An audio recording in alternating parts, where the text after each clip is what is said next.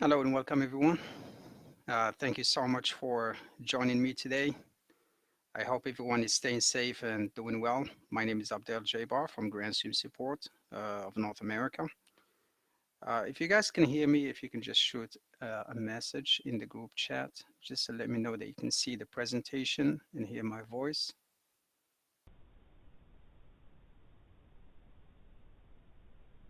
All right, thank you very much, Scott. All right. So obviously, we are here today to talk about the new features that we have been adding to the UCM63 and the 6200. And especially with today, we're going to focus more on the UCM6300 series. So there have been so many new features added. And in today's webinar, I will cover some of them.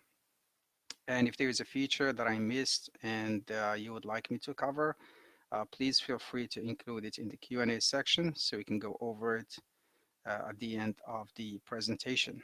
So without further ado, let's go ahead and get started. So this is the list of some of the features that we're going to cover today. So we're going to talk about restrict calls between extensions. This feature is available on both UCM 6200 and 6300. Then the option maximum number of call lines, concurrent calls, alert, CPU and storage usage control, remote call forward, get external IP address via stun, jitter buffer, cloud IEM, and high availability. So let me just get the microphone closer. Somebody's complaining about low audio. All right, so this is the list of features that we're going to cover today. As I mentioned, if there is something else that you would like us to cover, just include it in the Q&A and we will go over it at the end of this presentation. So the first feature I would like to talk about is the restrict calls. So this feature is available on both UCM 6200 and 6300. And this feature can be used to restrict calls between internet extensions and specific extensions that you add to the allowed list. So if you look at this example here, the configuration page, you will see that we added um, the extensions that are used by hotel rooms under the selected extensions, and then under the allowed list, we included two extensions, which is the security staff and the receptionist. So with this configuration, the selected members can only dial extensions in the allowed list. So if somebody in room 102 tries to call the room 104, the call will get rejected. So this is one of the features that we added in the UCM, and this feature can be very useful, especially in deployments in hospitality. The second option is the maximum number of call lines. As you know, some of GrandStream phones, they have a large number of lines. For example, GXV3300, they support up to 16 concurrent calls at a time, which means you can use the same phone to make 16 calls at the same time. In some cases, you would like to restrict that to a specific number of calls that an extension can make, either from the same phone or from different phones. And this option has been added to the extension settings and their features. There's the option, the maximum number of call lines. You just specify the number. So when there's a third coming call, the UCM will send that call to the voicemail. Another example where this feature can be useful is sometimes like receptionists, um, they only want to receive 2 or 3 concurrent calls at the same time. So if there is a fourth call coming in, they want it to go straight to the voicemail. So this feature can be useful in such a scenario where you can specify the number of calls that an extension can handle. The other option is concurrent calls alert. So now if you go under the VoIP trunk basic settings, there is the option enable concurrent call alert. And this option um, is is used for monitoring purposes only. In other words, it doesn't take any action. It's not going to block calls, or it's not going to reject them. It's just going to monitor. So when this option is configured with the system event and the alert section, and I believe the system event name for that option is called trunk concurrent calls. So when you set this option to alerts, the UCM is going to generate an alert in the alert logs. Also, if you enable the email notification, you can also receive an email notification about that event. So when you enable the concurrent call alert, it gives you the option to specify the number of concurrent calls or the threshold for concurrent calls. So in this example, we have 6. So every time the UCM reaches 6 concurrent calls, it's going to generate an alert. And you can change those numbers when it comes to outgoing and incoming. It doesn't have to be exactly 6. You can do 4 or 5. In the scenario where I see this option like useful, sometimes you have or you deploy or you install like a SIP trunk for a client, and the SIP provider only allows for 3 concurrent calls, for example, and the 3 lines are used. So when somebody tries to make a call, that becomes the 4th call. So in this case, the call will get rejected. Then the client reaches out to the installer complaining that the calls sometimes they get rejected. And sometimes the installer has no way of knowing like whether this issue was related to the number of concurrent calls that is allowed on the SIP trunk. Some providers they allow this feature. They can send you an email notification about it. Uh, but many providers they don't have this option. So that's why we added it to the UCM so that the UCM can notify you. So if somebody complains that when they try to make a call during a specific time, you can always go back to the alert event and check if the UCM generates an alert about reaching the maximum concurrent calls on the SIP trunk.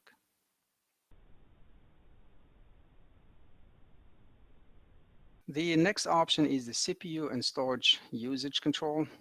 So we added this option to sustain the health of the UCM because sometimes when the UCM is receiving a lot of malicious traffic and the CPU spikes and users at the same time are trying to make calls, that can create some system crash on the UCM. So using this feature will always allow the UCM to have that 10% so that the threshold of 100% never gets exceeded, and this way the chances of getting system crashes on the UCM will be tremendously reduced. And enabling this feature applies to both call, like for the CPU when it reaches 90%, for example, and also the data partition. So for the CPU, when it reaches 90%, the UCM is going to start rejecting calls. Either legit or unlegit is just going to drop all the calls.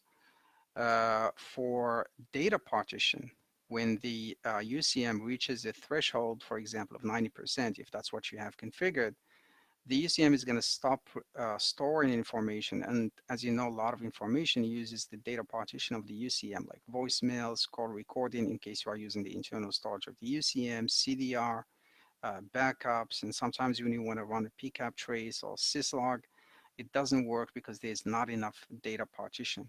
So that's always something to monitor on the dashboard of the UCM. The next option, this is a call feature, which is a remote call forward. So in the previous versions, if you want to enable call forwarding on a specific extension, you have to go to that extension and dial the feature code for call forwarding, or log into the UCM as an administrator and then go to the extension settings and enable call forwarding for that extension. Now with this option, you can actually enable call forwarding on other extensions. For example, I can use the extension 1000 to enable call forwarding on extension 1002. And this feature, by the way, it's disabled by default. So when you go under the feature code, call features, feature code, DND call forward, you can enable call forward or remote call forward. And when you enable it, it's going to provide you with the feature codes that are used for each type of call forwarding. So for busy, we use star 65, no answer is star 66, and unconditional call forwarding is star 67. And to disable them, you just add one at the end, 651, 661, and 671. So when you enable it also, you need to specify the extensions that will be allowed to use this feature. So if you go under the whitelist, if you see the whitelist, you will notice that only Mike Thomas with extension 1001 is allowed to make or to use that feature. You can add multiple extensions if you want to, but just for security reasons, you don't want to add all the extensions. You want to specify which extensions are allowed to make those, call forwarding on the UCM. And the way it works on the UCM6300 is straightforward. You just dial the feature code. For example, here we're trying to enable call forward for busy. You just dial star 65. Then the UCM is going to prompt you to enter the remote extension. So in this case, we're going to enter 1002. And after you enter 1002, the UCM will prompt you to enter the target attendant or where you want to forward the call to. So you just include the number followed by pound, and that's enabled. If you want to come back and disable it, just 651, then it's going to ask you which extension you want to disable call forwarding, and then you select remote extension 1002 again.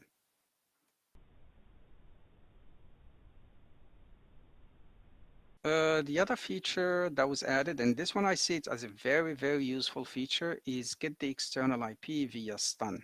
So usually in when you deploy the UCM in a small environment where you don't have static public IP address, the only other option that you have is to use DDNS or dynamic DNS. Dynamic DNS is a good option, but adding this feature will add more flexibility to the UCM. So when you set this option like get external IP via stun, when you check that option and you include the local network address, this is you must include the network address, otherwise the translation is not going to take place. So when you enable this setting, save and apply, then we put the UCM. The UCM is going to be sending the classic stun or the stun request message to the stun server every 30 seconds. It's like it's requesting, it's sending a binding request where it asks what is the public IP address where the UCM is located. So in case the UCM is sitting behind a dynamic IP address that changes very frequently, the UCM will be able to detect that IP address within 30 seconds, which is very, very useful compared to DDNS sometimes. So the UCM is going to contact the stun server about requesting its public IP address. The stun server will respond with the public IP address where the UCM is located.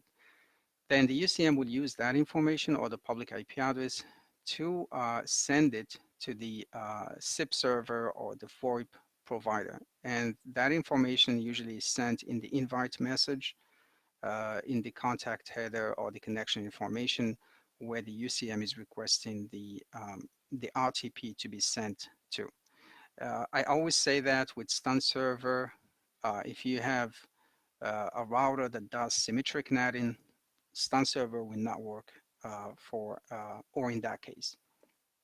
So you need to make sure that your router does not use symmetric NATing for stun to work. And symmetric NATing basically is the router changes the port and the IP address. So if the UCM sends the SIP message to the provider and it asks the provider to send audio traffic on port 15003, then the router is changing the RTP, like the source port for RTP. That's going to create a problem because the VoIP provider will be sending the port to 15003, which the router is not using. So in that case, it's going to block all incoming audio and you will end up with one-way audio.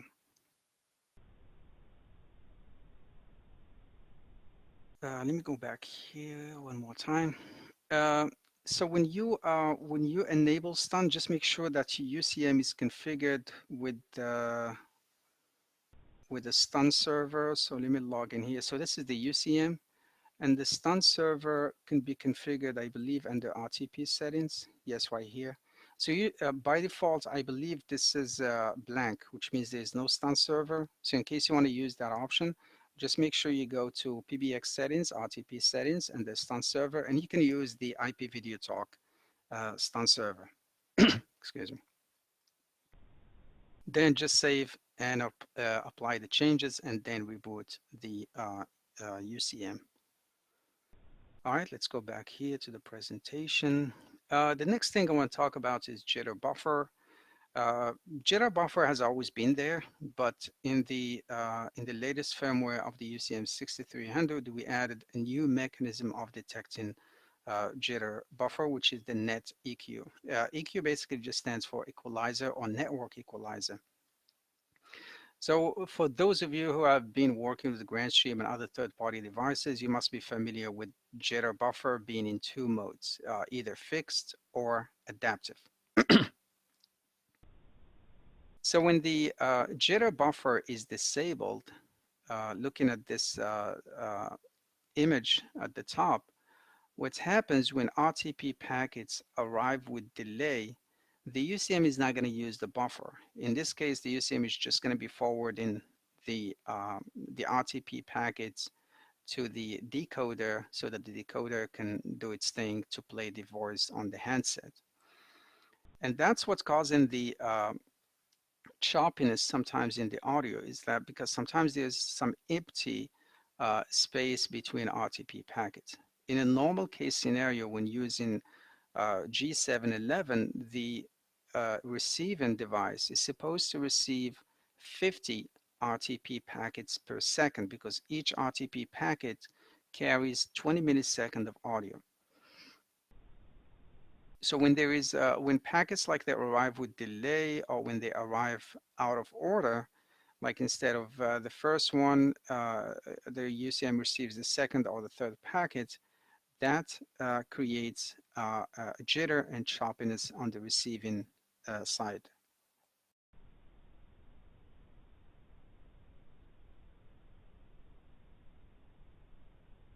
The next type of jitter is fixed jitter. So when you go to the UCM and you enable fixed jitter, the UCM is going to prompt you to enter a value. And in most cases, you will see the default value is 100. And 100 basically means 100 milliseconds, which is equal to 5 RTP packets in the jitter buffer. Jitter buffer, always enable it only when you see that there are problems with audio. You can enable it and then check again if it makes any difference. Because jitter buffer can only enhance audio quality if the packets are arriving out of order or if there is delay between RTP packets. But if there is a packet loss where the RTP packets are lost and they never reach the UCM or any endpoint device, jitter buffer in this case is not going to fix an issue because the packet has been lost. So when you enable fixed jitter, you specify the jitter buffer. So when you choose the size of 100, the UCM is always going to wait for 5 packets to reach 100 to start forwarding the packets to the decoder. Compared to the adaptive jitter will adjust based on the on the arrival of packets. So if packets are arriving like on time, it's probably gonna have only 1 or 2 RTP packets in the jitter buffer before it forwards them to the decoder, and it uses its own algorithm to decide how many packets to have in the jitter buffer. Uh, the third one, the third mechanism, which is the network equalizer, which has been added to the UCM6300. This is an adaptive mechanism of jitter. and it decides based on the like if there is a delay between packets, and it uses also other mechanisms, and one of them is the delay control and error concealment. So instead of hearing choppiness, the net equalizer will reconstruct those RTP packets and forwards them to their destination in a way that you're not going to feel or hear that choppiness. And always remember that jitter, regardless of which method you are using, applies only to the receiving endpoint. So if you have two phones, one talks to the UCM, then the UCM has to forward the audio to another UCM. If phone A sends audio traffic with jitter to the UCM will be able to receive that jittered audio or choppy audio and add some improvements and enhancements to it before forwarding it to the endpoint. However, if the UCM sends audio to the endpoint like an IP phone and in the middle something happened, like there's jitter in the middle and then the endpoint received that traffic with jitter, then you need to configure the jitter settings on the IP devices. I believe this setting can be found on both the extension and at the VoIP trunk level as well.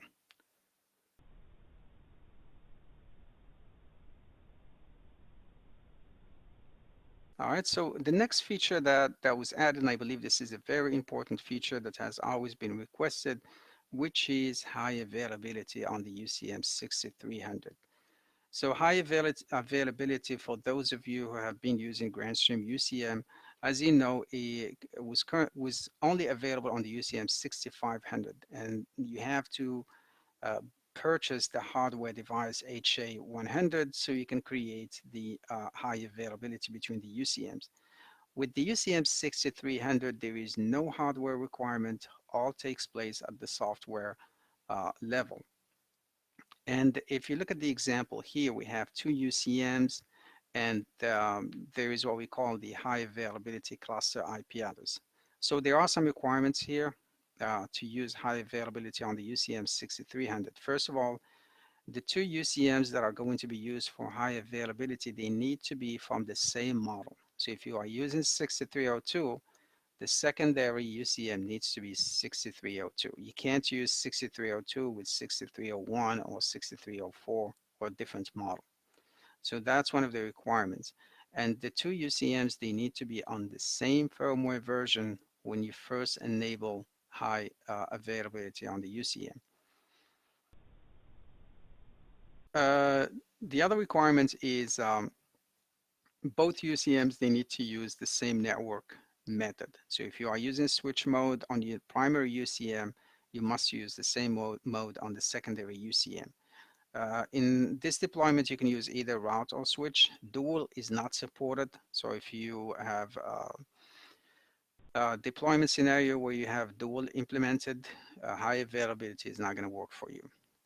So when you do that, you log into each UCM and you assign them static IP address. So each UCM needs to have its own static IP address. High availability doesn't work with DHCP assigned IP address. And you will be prompted with that. So if you go to high availability and the UCM is using DHCP, and if you try to enable it, the option will be grayed out, and it's not going to give you the option to enable high availability until you configure the static IP address on the UCM. And the nice thing about this is that when you assign both of them its own static IP address, there is the HA cluster IP address. This is like a virtual IP address that both UCMs use uh, uh, to reach the active UCM. And that's something that you specify in the configuration. So when you create the HA on the UCM, you specify the cluster IP address. Just make sure that the IP address is not being used by any other device in your network, or you can exclude it from the DHCP pool so that the DHCP doesn't assign it to another IP, I'm sorry, to another IP device in your network. So when you make that configuration, the endpoint devices will always use the HA cluster IP address or the virtual IP address to register to the UCM. So when the switch over takes place, whoever is active, either the secondary or the primary, will always be using this virtual IP address. And the connection, before I forget this one, the connection between the UCM is created with a straight through Ethernet cable. As you know, the UCM6300 has a port that looks like an Ethernet, which is an Ethernet, in fact, with a heartbeat icon on it. So that's the port that you need to use to connect both UCMs, because that's the port that the UCMs you use to sync the backup between the two devices, and that's also the Ethernet cable that is used to send the signal when the primary UCM goes down, so that it can switch over to the secondary one. So let's look at the settings that are available in the configuration.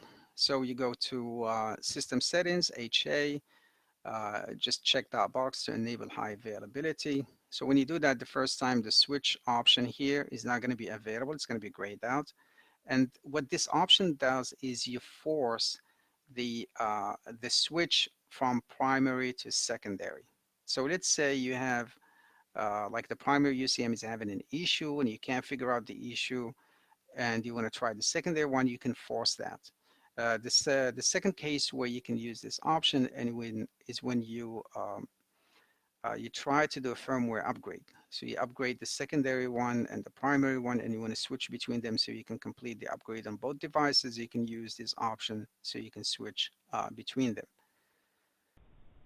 Then you select the HA station type. There is the primary and secondary. So in case you have a UCM that is already deployed and then your client asks for redundancy, in that case, you just go to the existing UCM. You don't have to make any changes to it. Just go to the HA, enable that one, set it as the primary, and include this information of the paired UCM or the secondary UCM. Enable HA, then go to the secondary one and enable the same settings, reboot, and create the connection between the two. So this is the virtual IP address that will be used by the high availability cluster. This is the IP address of the secondary UCM in case you are configuring the secondary. That's going to be the IP address of the primary.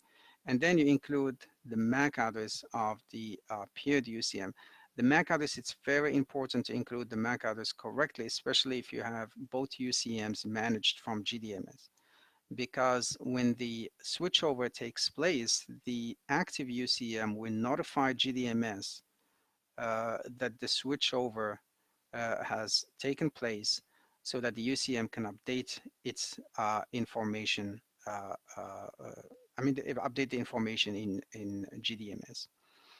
And the heartbeat port, you can just keep the default in case you want to change the default one. Just make sure that the same port is used on both UCM. Use the same exact port. And heartbeat timeout period, this is the time it takes for the UCMs to switch over. I believe the value is from 3 to 10. You can select which one you want to assign to it. 7, I see it as reasonable because sometimes you might get some false alarm. So I'm going to use 7, which is the default one. And we have here the software fault switch. So basically the switchover happens when there's a problem with the UCM, like a hardware problem or the Ethernet connection, for example, has broken or for some reason.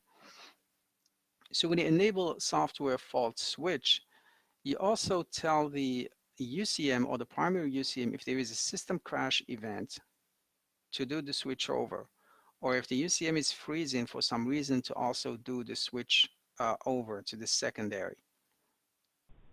There's also the hardware fault switch.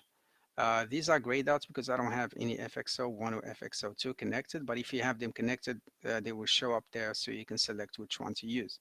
So in case you have FXO connected to the UCMs, you just need one of those splitters or RJ11 adapter so that the main parts line can be divided between the two UCMs.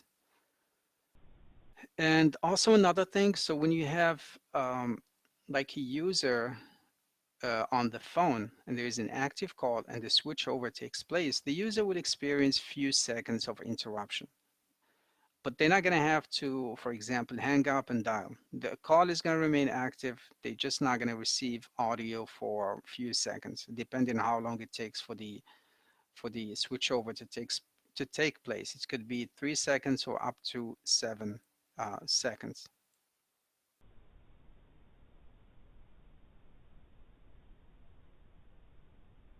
All right, next. The UCM 6300 series, uh, only the 6300 series, now has the option to connect it to Cloud IEM plan on GDMS. So without Cloud IEM service enabled on the UCM and GDMS, all the chat data and files on Wave app and Wave desktop clients are stored in the UCM internal storage. And that is not efficient because you would want to save the internal storage of the UCM for data related to calling services. So the feature Cloud IM resolves this problem by ensuring that all data and files and pictures transferred using GrandStream Wave are stored in the cloud, like in your GDMS account. And this server requires that the UCM be added to your GDMS with Remote Connect, and also have the Cloud IEM plan added to your GDMS account as well. And another benefit of using Cloud IEM on the UCM 6300 is that it allows chatting and scheduling meetings between members registered to different UCMs, as shown in this example. So let me go back here quickly to GDMS so I can show you a couple of things. So if you sign to your you sign into your GDMS account, and then if you go under plan and services, so if you go under services, this is the UCM cloud. As you can see, I already selected this option. Currently it's in free trial, and I encourage you to play with it. So just go to your account and select the free trial. So once you add that, if you go under the plans, you have the UCM Cloud IEM. So let's go ahead and look at the information here. So it provides you with the service ID and the service key that you can use in case you want to do manual configuration on the UCM. And you can do that as well if you log into the UCM and the UCM Connect. No, I'm sorry, it's under System Settings, IEM Settings. You can include that information here in case you want to do it from the UCM instead of GDMS. But if you do it from GDMS and you choose the account, the UCM is going to ask you to select which extension you want to add this account to. So in case you have multiple UCMs, you can pair them here, so you can add them here, so you can create that group of UCMs that share the same Cloud IEM on the UCM. Since I only have one UCM, it's only showing mine here. But if you have multiple UCMs managed from the GDMS accounts, it's going to show them here, so you can select which ones to use this Cloud IEM, so you end up having the same scenario in this screenshot. I mean, there's a lot to talk about when it comes to Cloud IEM, and hopefully in the near future, we're going to have a video guide that talks about Cloud IEMs, so you guys can have a better idea about how it works. The other feature I want to mention here is the route level inbound mode. This feature was added, I believe, in firmware version 1.0.20.23. So it's been there for a while. But just to explain how this feature works, if you know the UCM, like in the oldest firmware version, if you want to enable the multiple mode for inbound routes, once you dial the feature, it applies to all the inbound routes. So what this feature does, it allows you to, or it allows users to choose which inbound route to switch the mode between default mode and mode 1. And this is useful in examples where you have like a SIP trunk with multiple DIDs, and each DID goes to a specific phone or a specific extension, and the users, they want to enable multiple mode on their DIDs without touching the other DIDs. And the other option that is available with this one is the BLF. You can actually configure it as a BLF so you can monitor which mode is being used. So let's log into, I think there's a mistake here. So let's log into the UCM so we can look at that configuration. So this is my UCM6300. So if you go to inbound routes, the first thing you need to do is make sure that set global inbound route is enabled. Okay, and you can actually create multiple modes in case you want to do that. But in most cases, you just need two modes. So that's what we're going to use for now. So make sure you enable this option, and there is the BLF subscription number. You can enter any number as long as it does not conflict with another number that is used by the UCM, like an extension number or call queue number or anything that is being used by the UCM. So 999, we can use that one.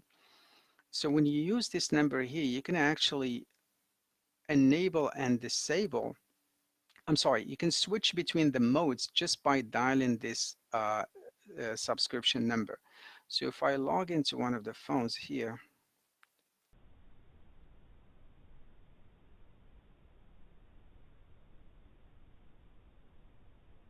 I can configure one of the MPKs.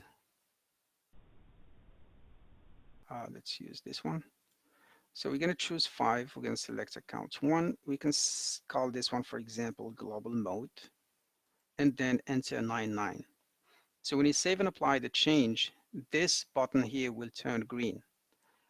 And if the user presses the button, it's going to switch the mode of the inbound routes. This one applies to all the inbound routes in the UCM. So in case you want to use a specific inbound route, you don't need to configure that one in this case. Let's save and apply the changes here. Then we can go to, let's say we want to change this inbound route. The feature is right here. First of all, check this one so you have the option to configure these two. Then this is the route level inbound mode. And here we add the suffix. You can use 999 or any number, as I mentioned, as long as it doesn't conflict with another number used by the UCM.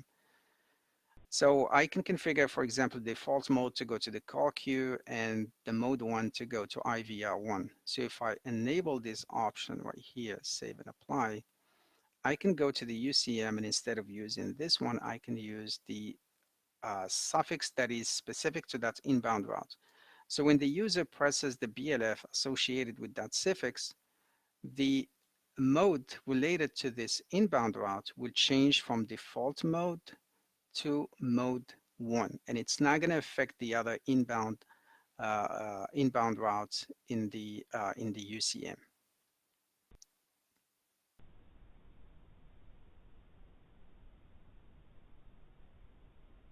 All right, so that brings us to the end of the presentation. If you guys have any questions, please feel free to submit them in the Q&A section, or you can use the chat, the group chat. So I see some questions already.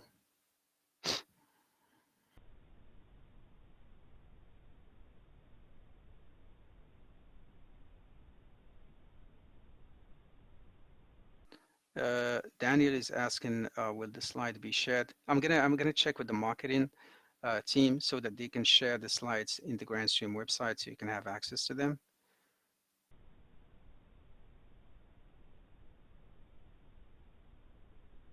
Nitin is asking how physical SIP trunk can be connected on WAN in HA mode. Okay, let's go back here. And here you added one point, probably I didn't mention that. So, but I think it's related to the network method that you use on the UCMs. So if you are using WAN port on the UCM, the primary one, you need to use the WAN port on the secondary UCM.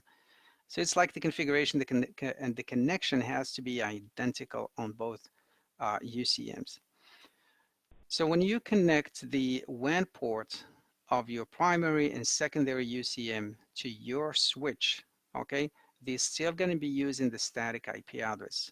And at the same time, they're going to be using the virtual IP address, whoever is active. If the primary one is active It's also going to send information to the switch so that the switch knows that uh, that the device associated with that IP address is located with the MAC address of the active UCM, and that's how the switch updates its CAM table with MAC and IP address. So if the switchover takes place, the secondary one, which will become the active one, will take ownership of the virtual IP address. And that's the IP address that it's going to use to communicate with the SIP endpoints. And you can also use it to access the web interface.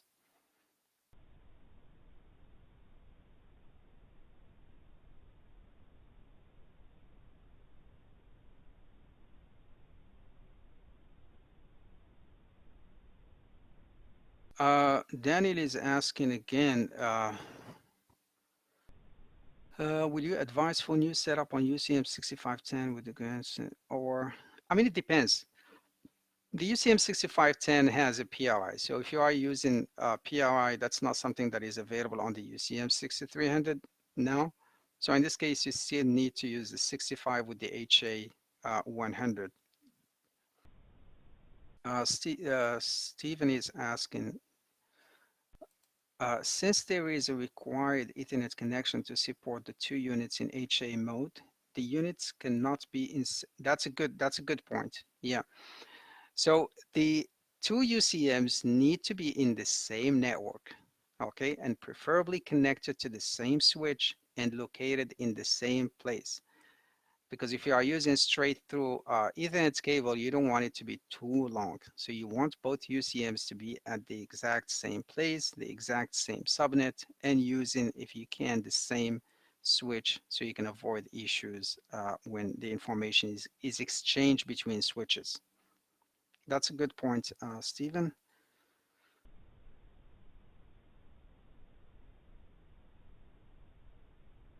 David, hi David.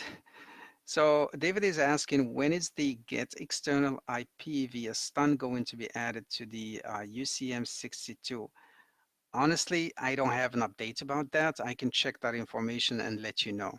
But at this time, it's only supported on the UCM6300.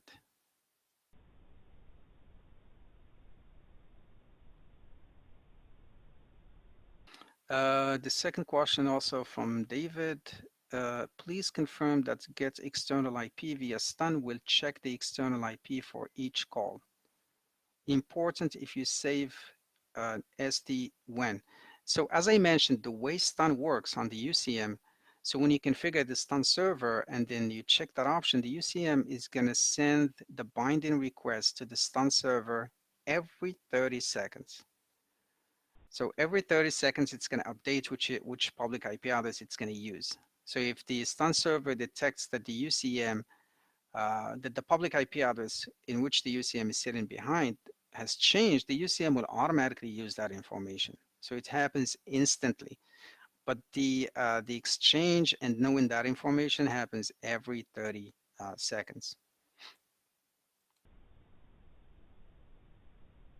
Another question also with HA, both UCM need to be configured the same as I understand it. Is there a way to have the UCM automatically get the changes made in one UCM to the, yeah, exactly. That's what I'm saying. That's what I said, like when I was talking, like if you have a UCM that is already deployed.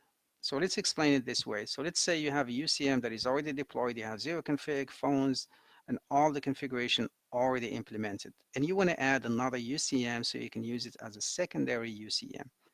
In this case, you're going to keep the same configuration in the primary UCM. The only thing you need to do is just go to the primary one or the existing UCM that you have and just enable the high availability by adding the information related to the UCM that is going to be used as a secondary UCM. So once you enter that information, save and apply the changes, then reboot the UCM. Then you plug the secondary UCM and use the same information. You just have to switch the IP address of the primary and change it to secondary, and also change the station type to secondary. So once you make those changes, save and apply, and reboot the secondary, then connect them together. And when you connect them together, the primary will sync its backup with secondary UCM. And during, like in the course uh, of operation, the primary will keep synchronizing its backup with the secondary UCM. There is a status here that is not being displayed here. So if you look at the configuration page, you see HA setting and HA log. So once the HA setup is complete, you will have another tab here that is HA status. And the HA status gives you information whether the backup was complete or not. So it's always going to give you status because they sync the backup every it depends whether it needs or not. It can happen sometimes like in like it updates the backup, then in a few seconds it's going to add some other information to the backup to sync it with the secondary one. So if that process like the backup sync is taking place, you're going to see it under the HA status. So that way you would know that the backup status is actually taking place. And that's important. It's important that you mentioned that because this option right here, like force switch, you don't want to use it while the backup is not complete. So you always want to check the HA status and make sure that it's complete before you use the switch or force switch option. I believe we're gonna also have a video tutorial about this feature of high availability on the UCM, where we're gonna go through all the details. Then we're gonna show the scenario how to implement them. But I hope that answers your question, David.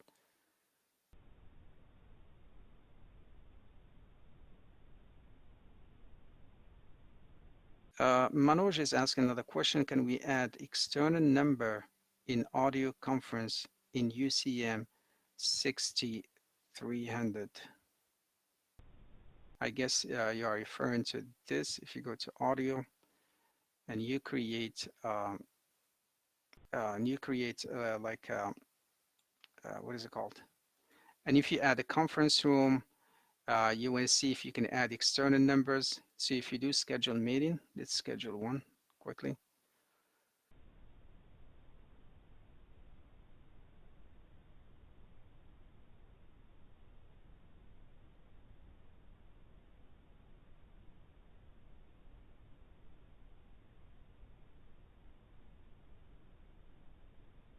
So for now, you can only add internal extensions to the audio meeting.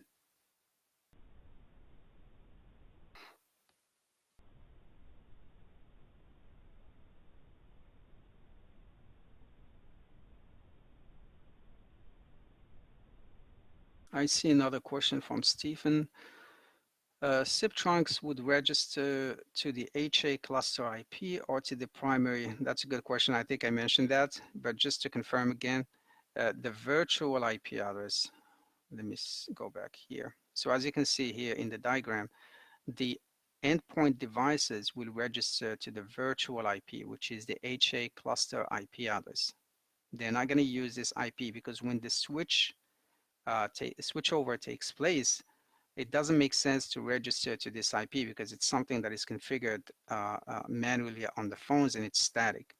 So we always use the virtual IP address because that's the IP address that's going to switch from the active to the standby when there is a switchover taking place. So this is the IP that you need to use, which is the HA cluster IP address to register the SIP endpoint devices, and that's the same IP address that the active UCM would use to register to the VoIP provider.